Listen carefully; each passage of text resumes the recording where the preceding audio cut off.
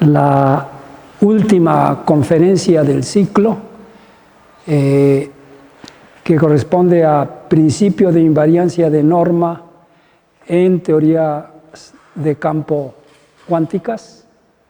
Hemos estado hablando en las tres últimas sesiones sobre la electrodinámica cuántica, en la que el grupo unitario en una dimensión correspondiente a rotaciones alrededor de un eje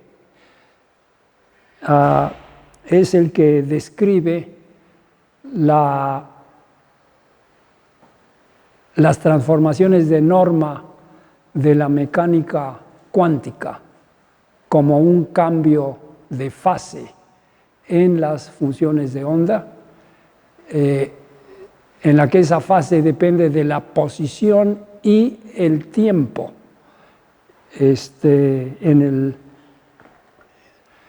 y las rotaciones en un plano alrededor de un eje fijo tienen la propiedad de ser conmutativas. Las conferencias siguientes fueron sobre el campo de Young y Mills, en el que interesaba entender la conservación de spin isotópico. El spin isotópico es una propiedad vectorial que distingue, por ejemplo, entre neutrones y protones, o entre electrones y neutrinos, y está basado en el grupo de rotaciones SU2 con la misma estructura que el spin de rotación del electrón. También hablamos de la unificación electrodébil propuesta por Glashow, Weinberg y Salam para describir de manera unificada precisamente la interacción electromagnética y las interacciones débiles. Y el grupo de transformaciones de norma correspondiente es el producto de las transformaciones de U1 asociadas al electromagnetismo y la SU2 asociado a los leptones. En el caso de la interacción nucleón-nucleón, el spin isotópico es una simetría aproximada, no una simetría que valga en general.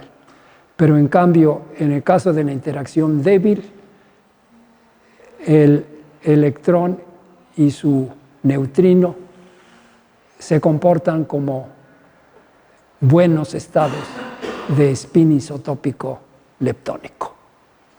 Hoy vamos a hablar sobre la cromodinámica cuántica de las interacciones fuertes. Cuando Young y Mills, Young presentó su seminario en Princeton, Pauli estaba presente, y su primera pregunta, cuando Young explicó de lo que se trataba su seminario, le preguntó: ¿y los bosones intermediarios tienen masa o no tienen masa?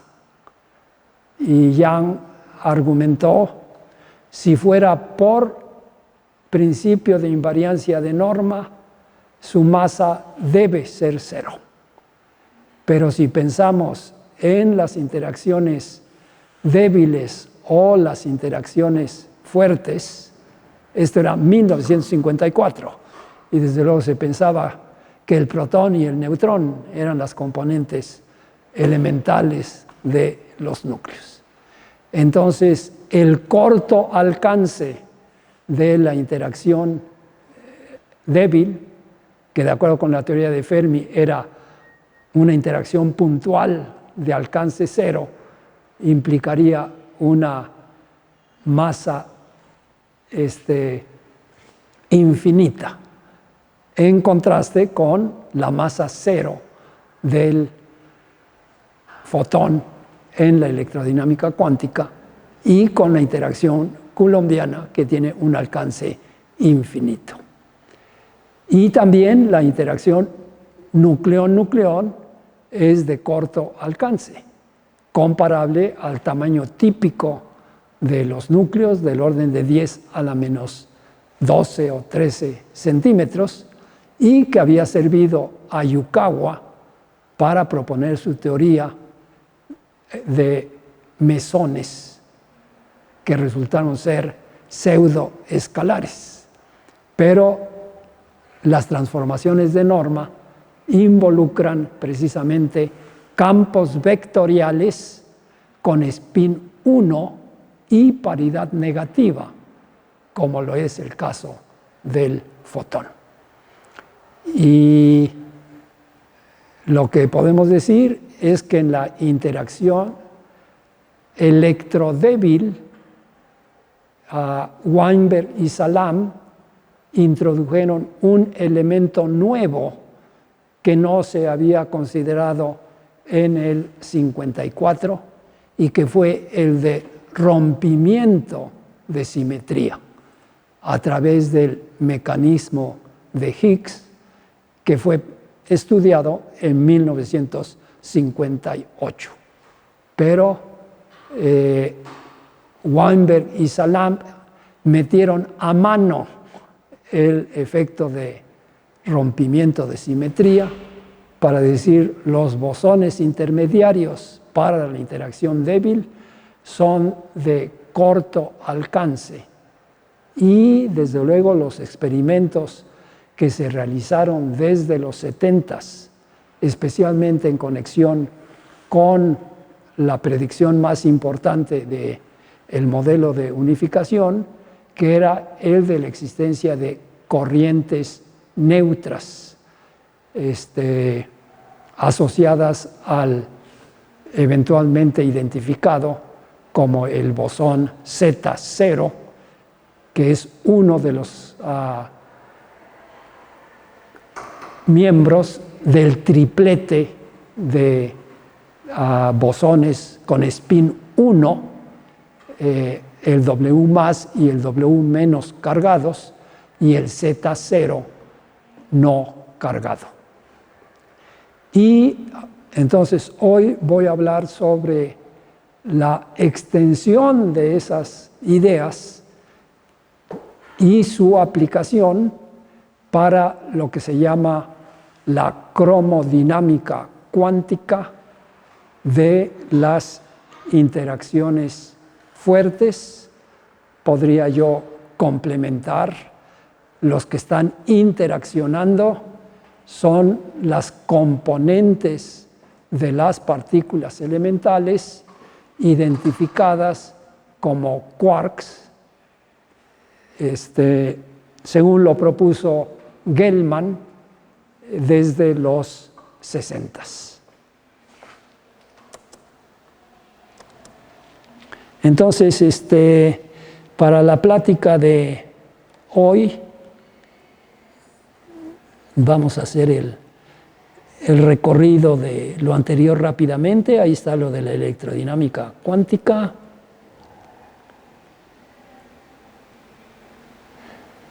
Ahí está la parte de la discusión previa de lo que es el spin isotópico en el caso nuclear. La propuesta de Young y Mills.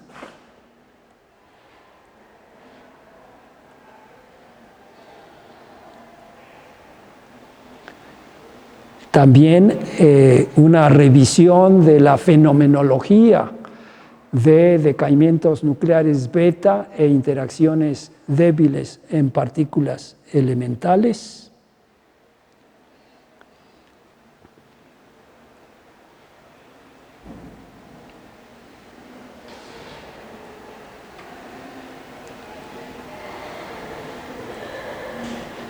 Incluyendo la formulación de la ley universal de Fermi para las interacciones débiles, incluyendo desde luego los efectos de violación de paridad, planteando los problemas de poder llevar a cabo la unificación entre una tipo de interacción con alcance infinito y otra con alcance muy corto, y también una que conserva paridad, inversión en el tiempo y conjugación de carga, contra la otra que viola conservación de paridad e incluso también conservación de paridad y conjugación de carga.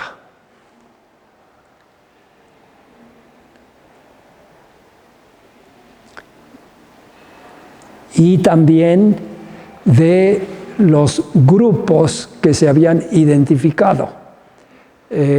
Cuando se descubrieron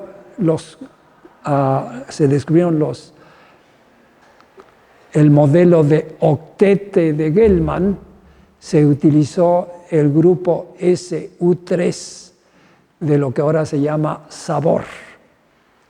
Y se tenía conocimiento del electrón, el muón y el neutrino. Y entonces se tenía una clasificación en términos de tripletes. Tripletes que son la base detrás de la clasificación en el modelo de octete de Gell-Mann y Nejemann para las partículas elementales a fines de los 50.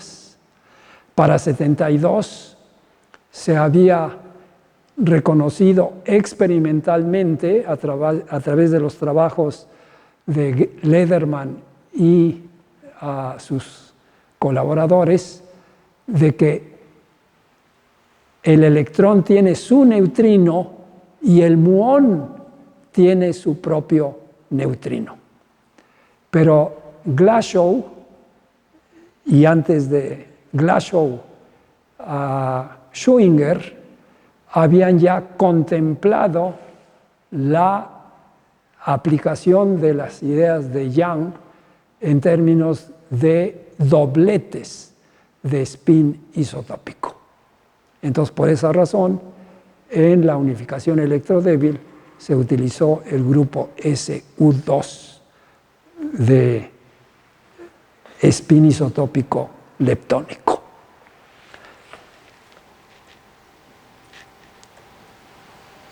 Ahí están los procesos que se estudiaron ya dentro del modelo de quarks. Entonces, en vez de hacer las cosas en términos de neutrón y protón, se hicieron en términos de las componentes de los protones y neutrones, es decir, los quarks, el down, el up y los bosones intermediarios, tanto cargados como no cargados. Y no voy a discutir más detalle de aquí, eso ya se presentó en la ocasión anterior, pero ahí están.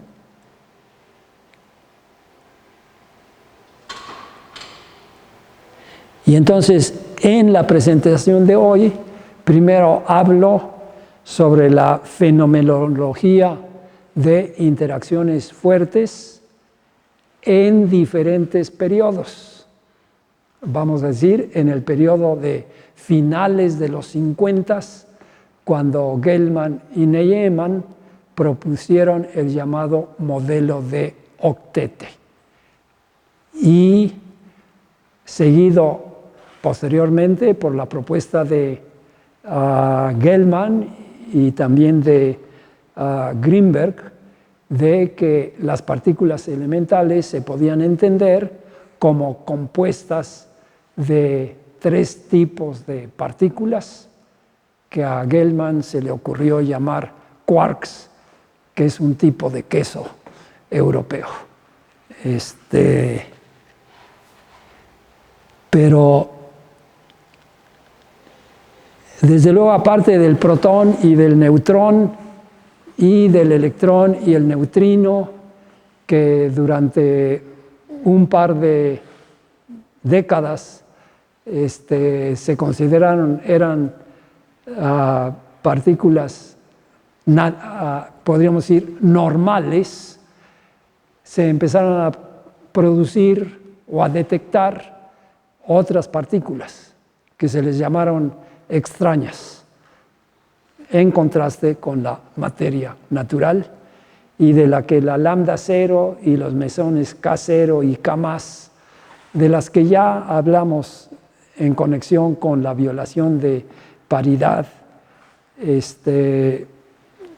son las primeras que se conocieron, pero posteriormente y especialmente a través de la producción en aceleradores desde la década de los 50 y de manera creciente en los 60 y 70 se produjeron estados masivos de partículas que pertenecen, podríamos decir, son como estados cada vez con mayor excitaciones de los que se conocen en la naturaleza. Desde luego, estos que vienen en rayos cósmicos también existen ya en la naturaleza. Y bueno, aquí están tanto los mesones como los hiperones.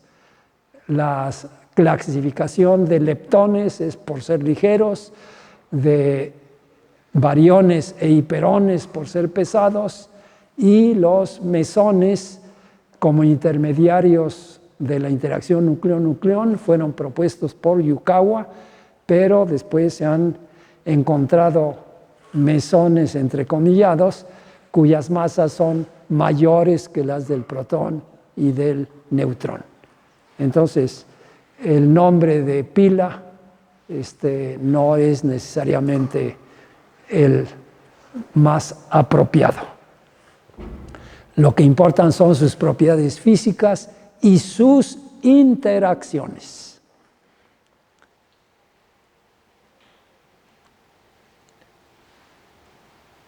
Desde luego, a estas partículas se les pudo asociar también spin isotópico, y la nueva propiedad que se propuso fue la de extrañeza, o una combinación que se llamó hipercarga. Y el modelo de octete de Gell-Mann y de Nejemann hacia 1958 presenta la clasificación de estas partículas para B igual a 1 como número bariónico. Se tiene el protón-neutrón, que es un doblete de spin isotópico allá arriba con spin 1 medio y proyecciones más 1 medio y menos 1 medio en el eje horizontal, y la extrañeza a lo largo del eje vertical, y su contraparte para los mesones pi menos, pi 0, pi más, que son la materia natural intermediaria de la interacción entre nucleones. Se tienen precisamente el K0, K+, y en la solución de lo que se llamó el problema o el rompecabezas teta tau, se reconoció que en realidad son 2 partículas, una con carga 0 y otra con carga más, pero también sus antipartículas K0 barra, que se encuentra en la esquina opuesta, y K menos anticaones, con extrañezas 1 los de arriba y menos 1 de los de abajo, y para los hiperones de tipo lambda 0 como singulete, sigma más, sigma 0, sigma menos como triplete, y el más pesado, xi menos y xi 0, como doblete. Entonces se tiene el octete de bariones y el octete de mesones, que Gell-Mann entonces utilizó, y él razonó de la siguiente manera. El grupo detrás de esta simetría es el grupo SU3, ¿verdad? Y entonces quiero volver a repetir, en la electrodinámica es el grupo unitario, ¿verdad?, con un solo parámetro, y corresponde a rotaciones en un plano alrededor de un eje. Pero el grupo SU2 es el de rotaciones en 3 dimensiones. Y para este otro, Gell-Mann utilizó el grupo SU3, que vienen a ser como rotaciones en 4 dimensiones. Y la representación básica tendría que ser un triplete. Y entonces, esa representación es la que Gell-Mann dijo corresponde a las componentes de estas partículas y a las que bautizó con el nombre de quarks. Entonces, el valor predictivo que tuvo su modelo llevó a la predicción de que debía de existir un decuplete que se formaría haciendo colisiones entre los mesones y los bariones.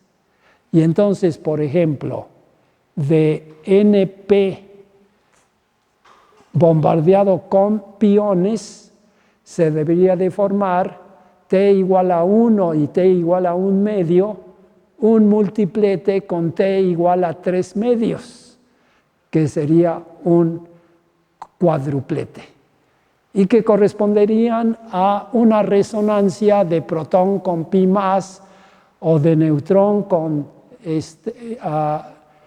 con carga 2, y luego una con carga 1, que podría ser protón con pi 0 o con componente de neutrón con pi más. Y luego habría uno con carga negativa, que sería de neutrón, uno neutro, que sería de protón con pi menos o de neutrón con pi 0.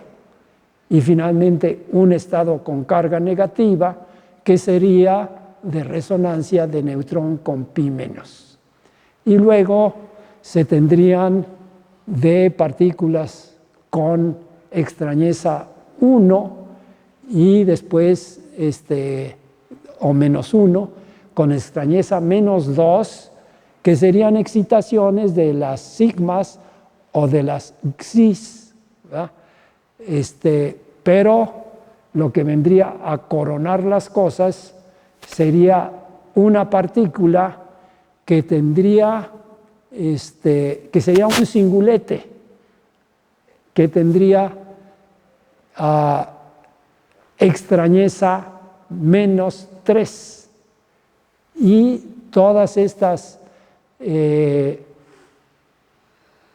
resonancias barión-mesón serían de spin a 3 medios. Spin de rotación, ¿verdad? Y paridad positiva, porque tendrían un momento angular orbital también. esta partícula que se llamó omega menos se vino a descubrir en el 63. Y esto es lo que le dio el premio Nobel a Gell-Mann, pero además ya la confianza de decir, agarro en serio el modelo de quarks. Pero había una dificultad de que los quarks tienen que ser fermiones con spin 1 medio. Y, desde luego, todos los bariones son partículas con spin 1 medio.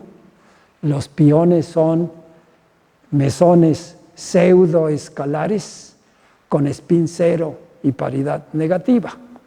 Entonces, estos se formarían con quark-antiquark y aquellos se formarían con 3 quarks. Pero aquellos, por ser de spin 1 medio, tienen que obedecer el principio de exclusión de Pauli. Pero en particular, estos y el decuplete no la satisfacen. Resultan ser funciones simétricas. Y entonces, ¿qué hicieron para resolver este problema?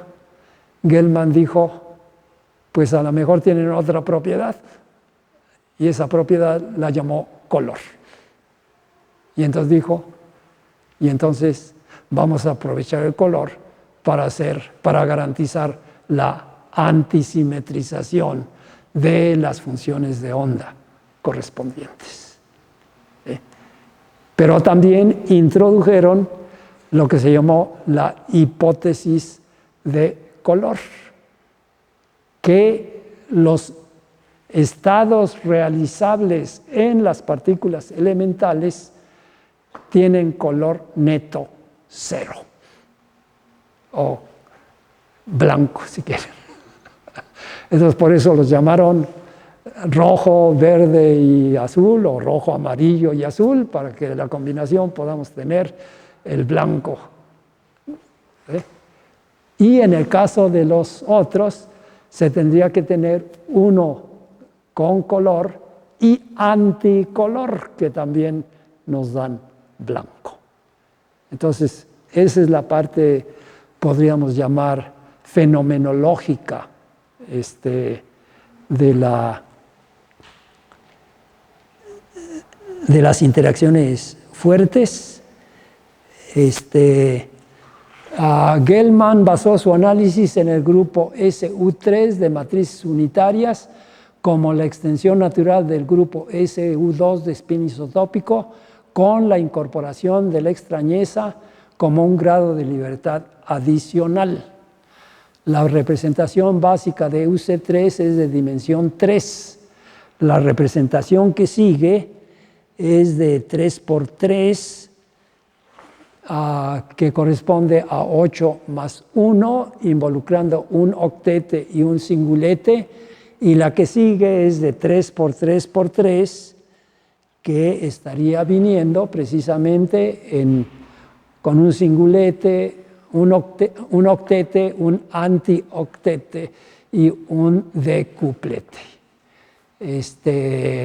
Entonces el decuplete fue el que llevó a coronar las cosas, y se tiene la contraparte para las resonancias mesónicas que tienen spin 1 y paridad positiva, ¿verdad?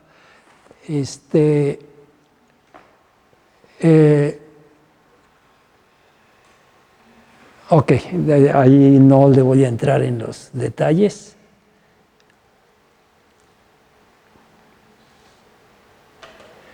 Por principios de los 60 se realizaron experimentos que extendieron el cuarteto a las resonancias. Bueno, esta es la parte predictiva, y que culminó con la producción de la omega menos con paridad negativa, y también la contraparte de un octete de resonancias mesónicas. Y ahora llegamos al modelo de quarks, y la cromodinámica cuántica ya es el modelo de quarks incorporando los quarks y antiquarks con color.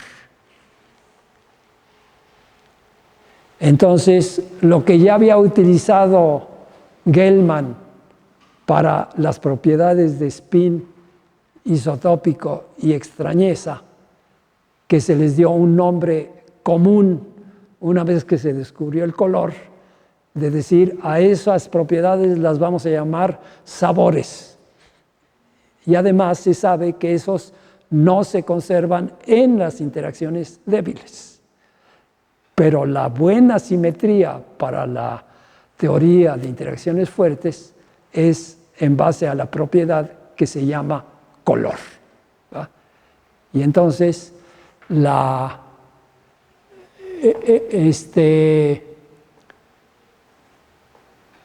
aquí, como estamos hablando de Gell-Mann, es todavía la parte de las en base a sabores. Entonces, por eso está spin isotópico, está el up y down, como el neutrón y el protón, spin isotópico 0 y extrañeza -1, S como el hiperón. Entonces, protón, neutrón y la lambda 0, cada uno tiene propiedad de spin isotópico, pero no tiene extrañeza, y el otro tiene extrañeza, pero no tiene spin isotópico. Pero a partir de esas ya pueden generar las otras partículas, ¿sí? Entonces, desde luego, una de las cosas que se tuvo que meter fue, pero estas partículas necesitarían tener cargas no enteras. 1/3 o 2/3, menos 1/3 o menos 2/3. Pero la hipótesis de color también era para decir, eso ocurre allá dentro de las partículas, ¿verdad? Pero las partículas no las vamos a poder tener afuera, así de a solita, decir, aquí tengo un quark nada más. Entonces, bueno, ahí está la composición en términos de quarks, tanto de los bariones como de los mesones, y las resonancias correspondientes.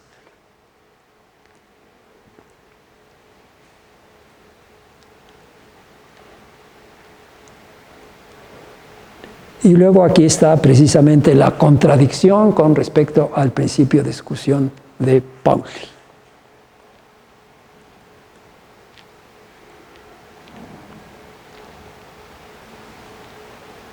Entonces, hay que tomar en cuenta la antisimetría incorporando todos los grados de libertad, ¿verdad? Grados de libertad espaciales, pero también grados de libertad de los sabores, ¿verdad? Y el color se metió para decir, bueno, para que se satisfaga el principio de discusión de Pauli, lo vamos a lograr con esta propiedad adicional.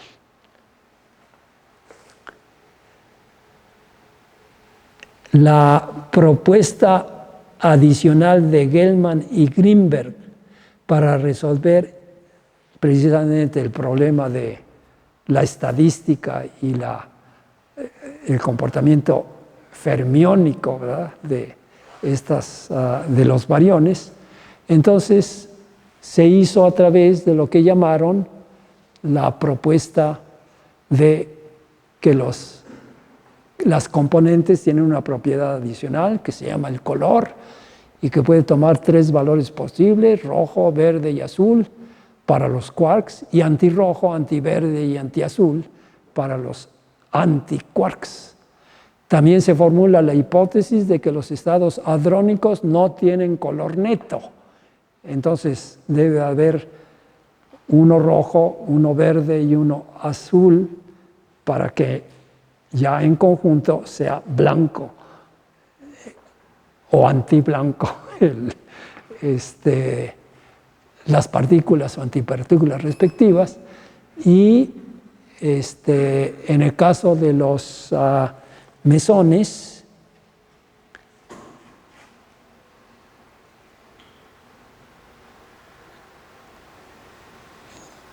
Los quarks están formados por rojo antirrojo, verde antiverde, azul antiazul, o combinaciones de ellas. Los estados de color deben ser complementarios a los estados de los otros grados de libertad para ser compatibles con el principio de exclusión de Pauli.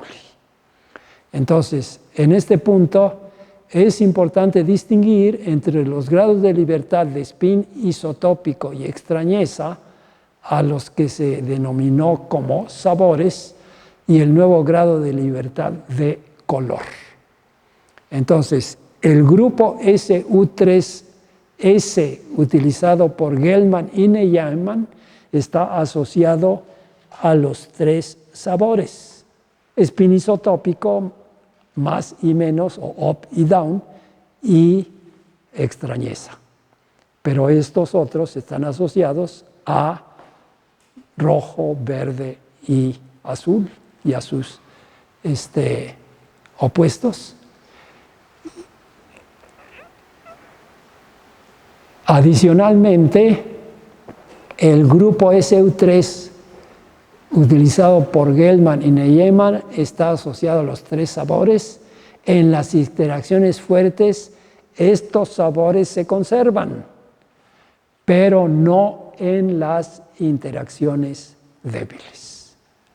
Entonces, la suposición de tres colores permite usar el mismo grupo SU3, pero de color, con la C que tiene ahí abajo, en la llamada cromodinámica cuántica, como una teoría invariante de norma para los quarks y sus interacciones dentro de los hadrones.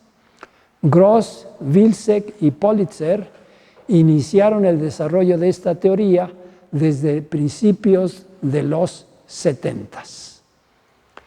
La interacción quark-quark es diferente de la interacción nucleón-nucleón en términos de sus alcances respectivos. La interacción nucleón en los núcleos es de interacción corta, comparable al tamaño de los núcleos. Y es el valor de ese alcance lo que permitió a Yukawa estimar la masa de los intermediarios a través de la longitud de onda de Compton, que es h barra entre m, la masa del intermediario, veces la velocidad de la luz. Y entonces, en el caso de la interacción núcleo-nucleón y la interacción quark-quark, la de nucleón-nucleón es de corto alcance, pero en el estudio de las interacciones quark-quark, para entender la estructura de las partículas elementales, se llegó a reconocer que el alcance es infinito. Y entonces aquella discusión que tuvieron Pauli y Young cuando dio su seminario en Princeton, le dio la razón a Young.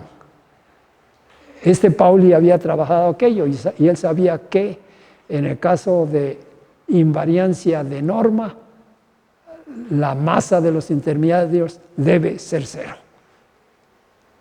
En el caso de la unificación electrodébil, lo que ocurrió fue que el mecanismo de rompimiento de simetría es el responsable de que los bosones intermediarios adquieran una masa y el alcance sea muy corto. De hecho, 3 órdenes de magnitud más corto que el de la interacción nucleón-nucleón. Pero en el caso de la interacción quark-quark, lo que llegaron a establecer es que es una interacción de alcance infinito. que voy a ilustrar dentro de un momento, pero es nada más para dejar por sentado que esta es la consistente con la requerida por el principio de invariancia de norma. Y entonces, mientras en la unificación electrodébil se tuvo que invocar el rompimiento de simetría, en las interacciones fuertes no. Pero también conviene destacar la diferencia entre la electrodinámica, en la que el fotón tiene masa cero y el alcance es infinito, en comparación con el caso de los quarks, que tienen también, de acuerdo con la invariancia de norma, masa cero, y la interacción entonces es infinita. Desde luego hay que reconocer que en partículas elementales ha habido más de una ocasión en que la gente estaba analizando las cosas de una manera y se toparon con pared. Y entonces tuvieron que reexaminar las cosas. Desde luego, la violación de paridad en las interacciones débiles es el ejemplo más notable. Experimentalmente también, en los 70s, había una predicción abierta. Cuando Glashow dijo, hay un neutrino del muón, entonces él consideró que habría que restablecer de que las cosas vienen en parejas. Durante mucho tiempo se estuvo considerando, era el electrón, el muón y el electrón. Y por eso cuando se descubrió la lambda, se dijo, bueno, pues está el neutrón, está el protón y está la lambda. Y entonces ahí iban de tripletes. Pero cuando se descubrió el neutrino del muón, entonces Glashow dijo algo que Schrödinger ya había dicho y que yo dije, es lo que vale. Porque vienen como dobletes de spin isotópico. Pero él dijo, por otra parte, la analogía de leptones y de bariones ha sido útil. ¿Y qué tal si la extendemos ahora a leptones y bariones, pero por lo que se refiere a sabor? Y entonces Glashow dijo, debe de haber otro quark. Y a ese también lo bautizaron desde antes y dijeron, ese va a ser encantador.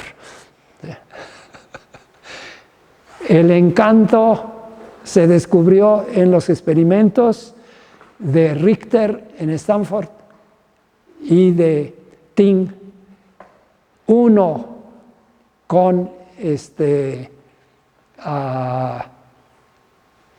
colisiones de electrón y los otros con colisiones de hadrones. Y entonces fue precisamente lo que Richter llamó la psi, el mesón psi, pero que Ting llamó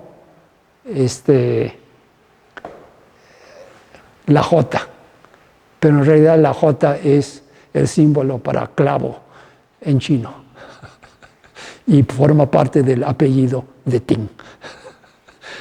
Pero cada quien lo descubrió por su cuenta, ambos en el 74, y tenían la misma masa, la misma vida media y concluyeron la misma partícula, pero la identificaron como la llamaron el charmonio.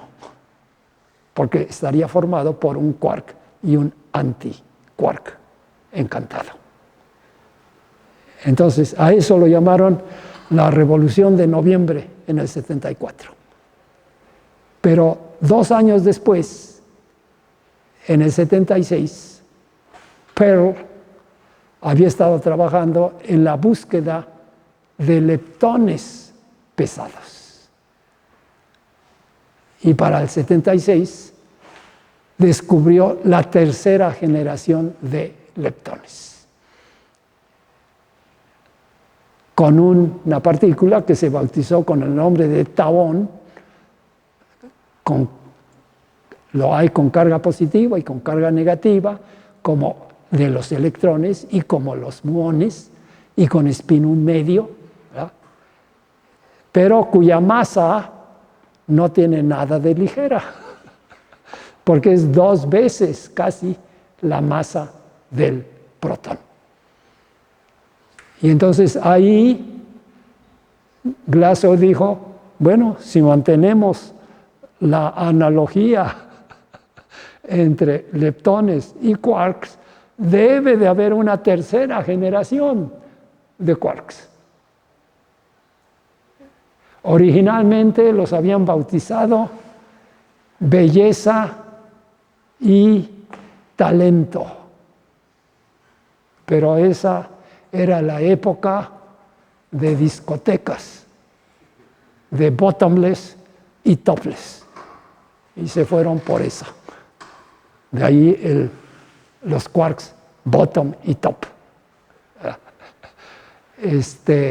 que estuvieron buscándole durante algún tiempo. El top se vino a producir en Fermilab hasta finales de los 90.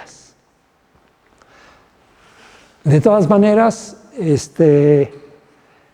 quiero seguir adelante y hablar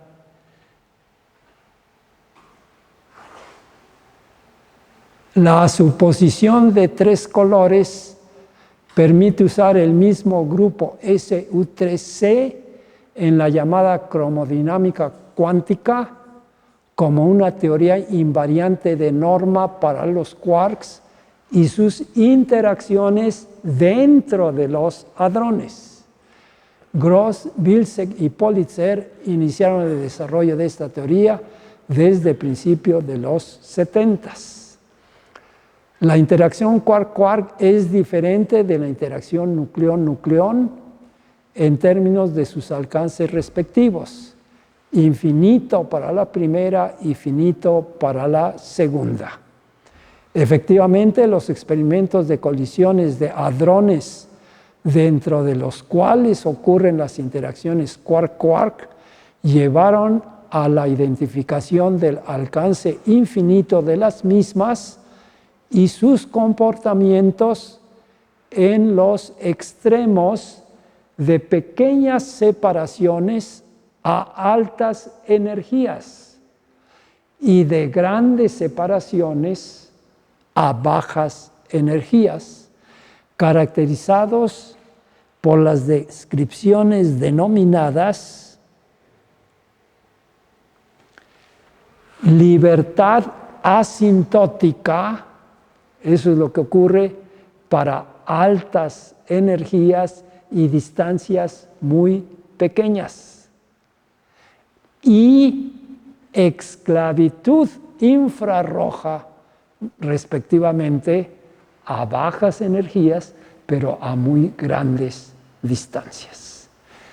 En la primera situación, los quarks interaccionan como si fueran partículas libres para separaciones pequeñas y la fuerza entre ellos es nula.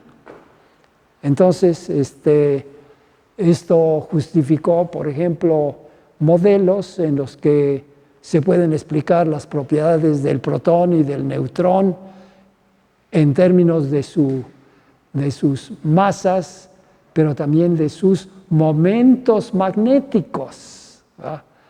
Tratando que son 3 quarks que tienen spin 1 medio, tienen tal momento magnético, y entonces vamos a ver cuál sería momento magnético no solamente del neutrón y el protón, sino de todos sus compañeros de generación, ¿verdad? Para separaciones crecientes, la fuerza crece, y para grandes separaciones asegura el confinamiento de los quarks dentro de los hadrones.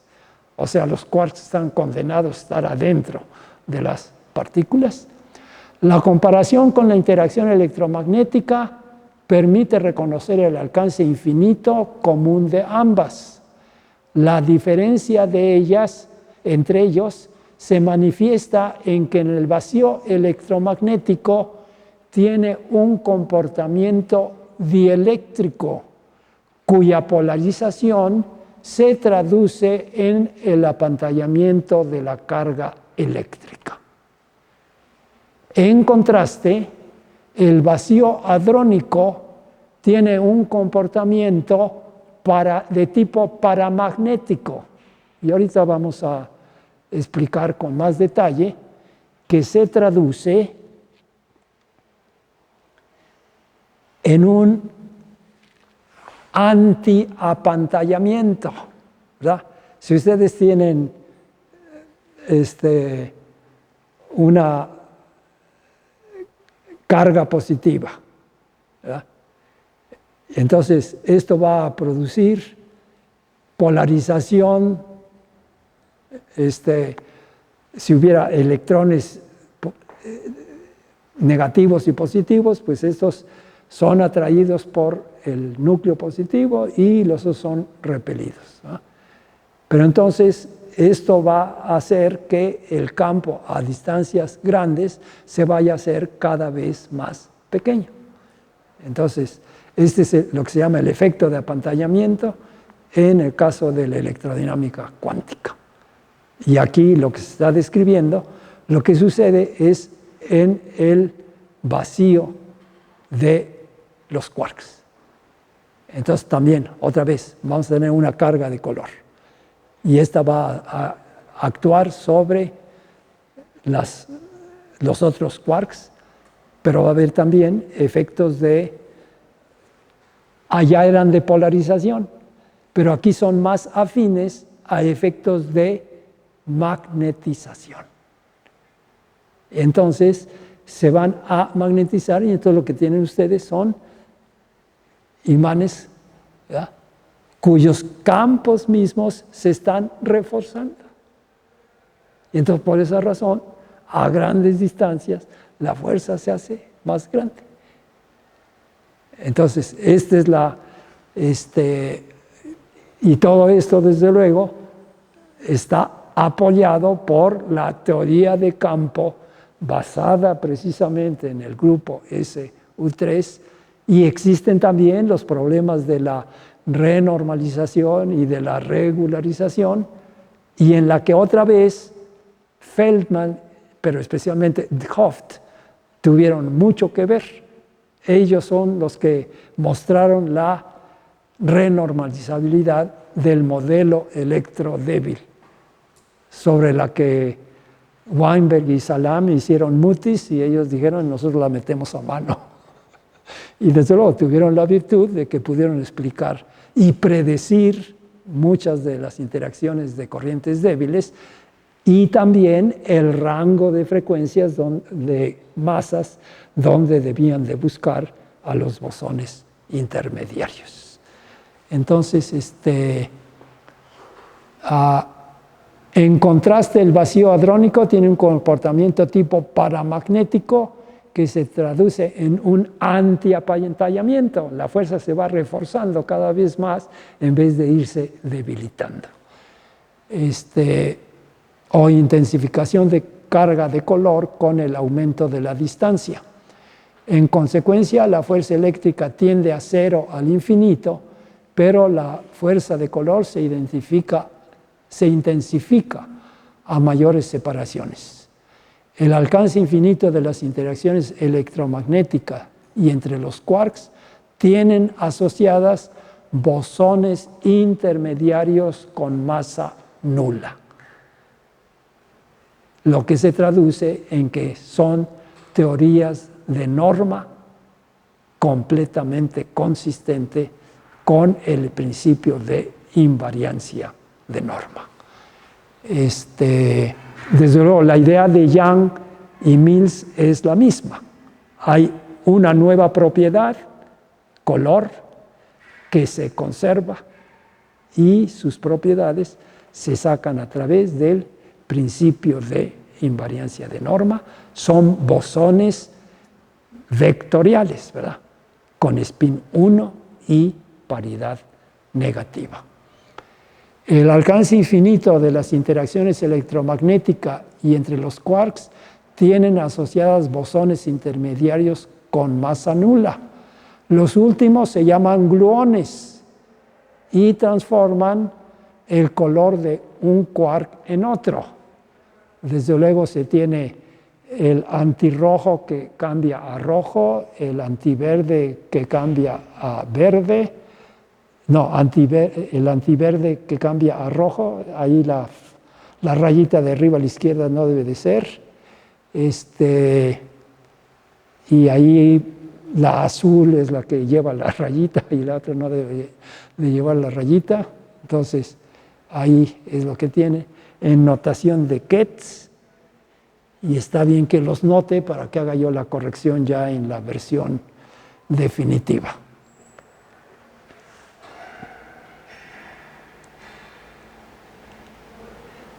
Bueno, aquí está, en 1974 se descubrió la partícula por Richter, la Psi y la J, y ahí está desde luego otro ejemplo. Este es un mesón, ¿verdad? Pero tiene 3100 megaelectronvolts. Son 3 veces la masa del protón o del neutrón, y que se identificó como un mesón con la composición CC barra con C de charm, y este es el charmonio, ¿verdad?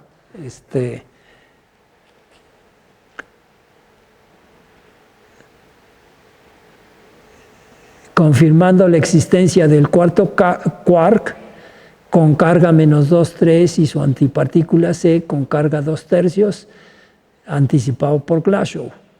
En los años siguientes se produjeron también compañeros con encanto explícito, C con D barra, C con U barra, y luego F con C con S barra y C barra con S.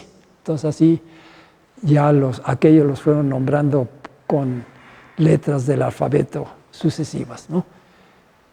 De esta manera se confirmó la existencia de 2 generaciones de quarks y sus análogos de leptones. Inesperadamente, en 1975, Pearl descubrió otro leptón con spin 1 medio y una masa casi doble de la del protón en 2 estados de carga, y al que llamó tauón, tau menos y tau más, análogos a E menos y E más, y mu menos y mu más. La analogía de dobletes de leptones sugirió la existencia de neutrinos tipo tau que vienen precisamente en pareja, tau menos nu tau y tau más nu tau menos, análogos de sus antecedentes del muón y del electrón, las cuales se confirmaron 10 años más tarde en los decaimientos W menos a tau menos más nu tau, W más a tau más nu tau. Adicionalmente, la analogía de dobletes de leptones y quarks, ¿verdad?, se volvió a repetir, pero ahora en el sentido opuesto. En las 2 primeras generaciones sugirió la existencia de la tercera generación de quarks, la B y T y B barra T barra, con los nombres de bottom y top, ¿no? Y ya también di la explicación sociológica de que hayan escogido estos. El botomio se produjo en la misma década junto con sus compañeros, con Bottom al descubierto.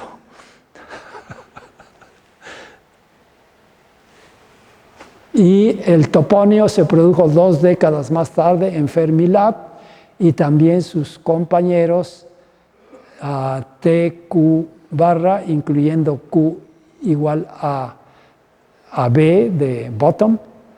La partícula de Higgs se detectó en CERN en la segunda década del presente siglo. Y desde luego la configuración de los aceleradores en CERN se diseñó para poder hacer estos experimentos. Los descubrimientos sucesivos de la historia relatada fueron reconocidos en los años subsecuentes. Algunos muy rápido. Burton y Richter y Samuel Chung-Ting obtuvieron el Premio Nobel de la Física en el 76, 2 años después del descubrimiento. Ya se los dieron por sus trabajos pioneros en el descubrimiento de una partícula elemental pesada de un nuevo tipo, el encantado. Lederman, Schwartz y Steinberg obtuvieron el Premio Nobel de Física en el 88 por el método de rayos de neutrinos y la demostración de la estructura de doblete de leptones a través del descubrimiento del neutrino del muón. Pearl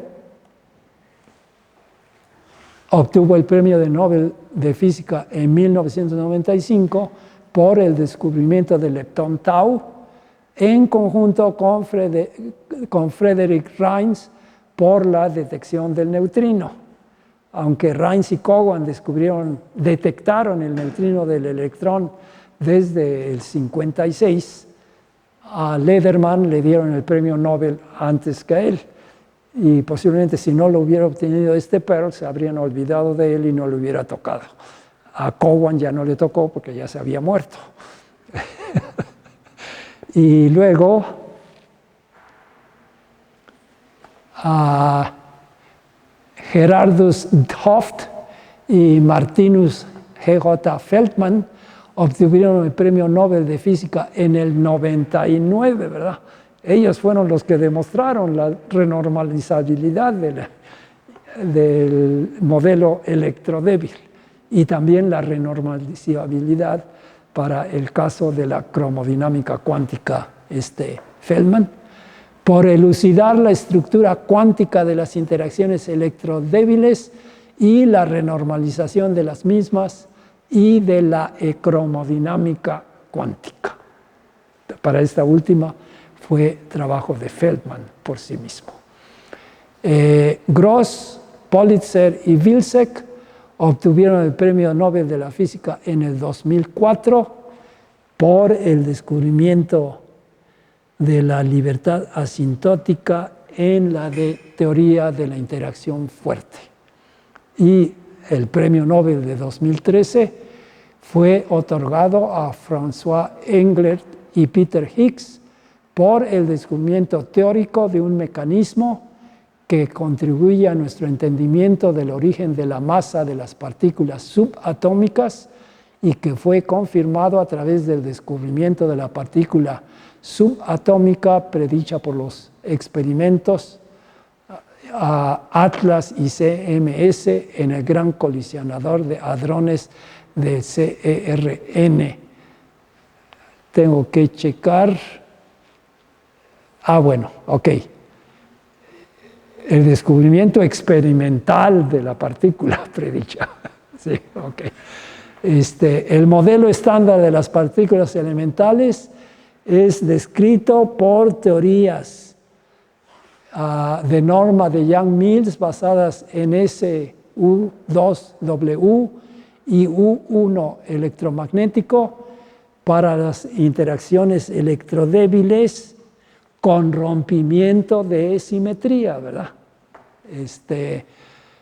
Que era el punto en el que Pauli dijo, no te creo, al seminario de Young.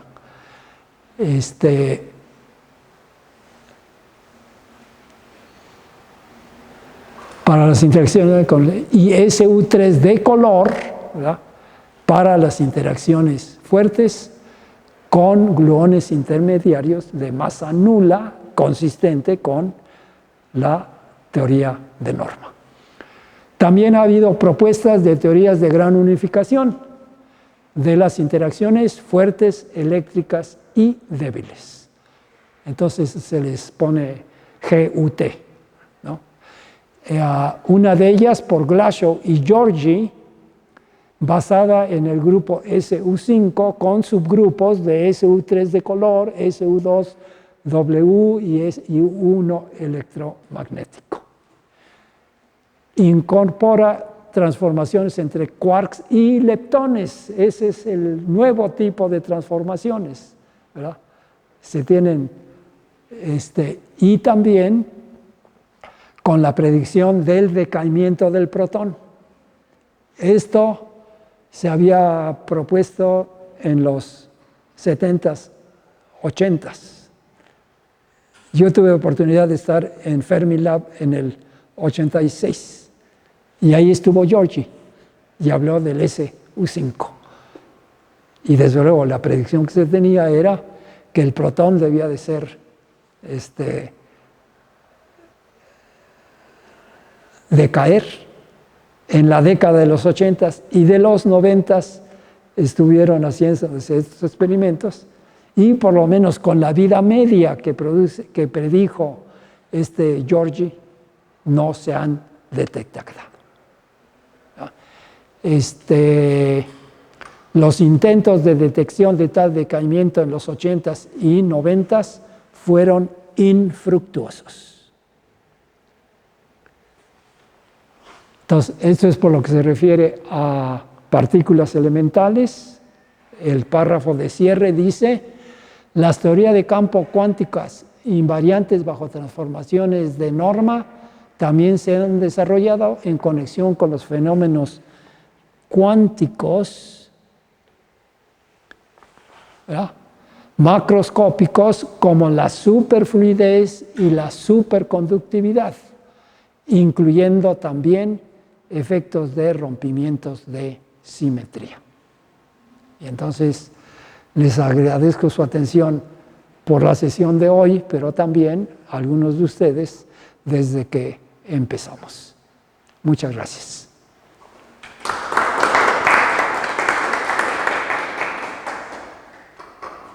No sé si hay preguntas y no sé si va a haber otra actividad, pero en todo caso podemos platicar y seguir platicando, aparte de que se haya terminado el ciclo. Entonces, voy a llamar al compañero para que nos desarme esto. ¿No hay preguntas en este momento o comentarios? ¿Estefan? Ok.